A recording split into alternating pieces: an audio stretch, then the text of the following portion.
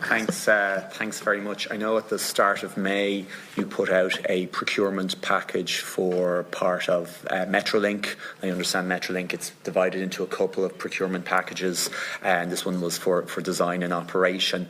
Could you give us the timeline that you expect to have a decision made on that procurement package? So as you said, that commenced at the end of April.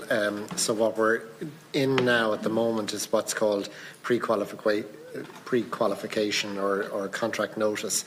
That phase should conclude in the autumn, and then consortia would be invited to bid for the full-on tender documentation, and through to getting to a preferred bidder, you're looking at about 18 months from there. So it's the end of 2027.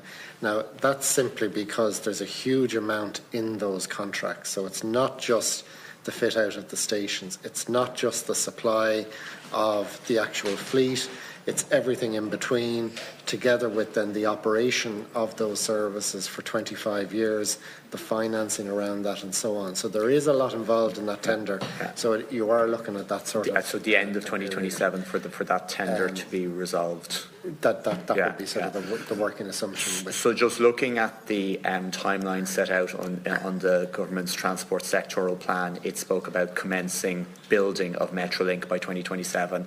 If we're only getting that procurement piece passed by the end of 2027, it's likely where that timeline is going to be pushed back. Well, there are so many different elements, let's say, to the Metrolink project. So we are ahead of what we've just been talking about in terms of the core civil works and tunnelling works. So that's what we're calling the M400. So that is close to issuing invitation to tenders. So in other words, the pre-qual stage is coming to a conclusion.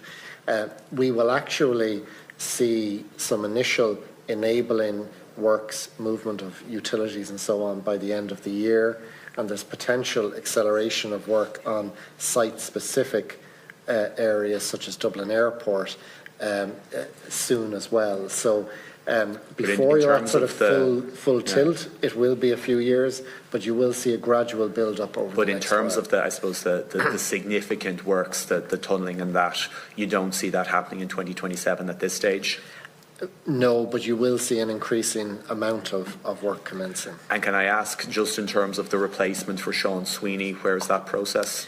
So, well, at the moment, we're business as usual, very much focused on the procurements we've just been talking about.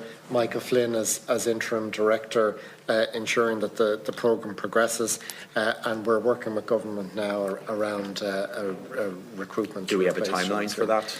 We don't have a precise timeline for that at this stage, no.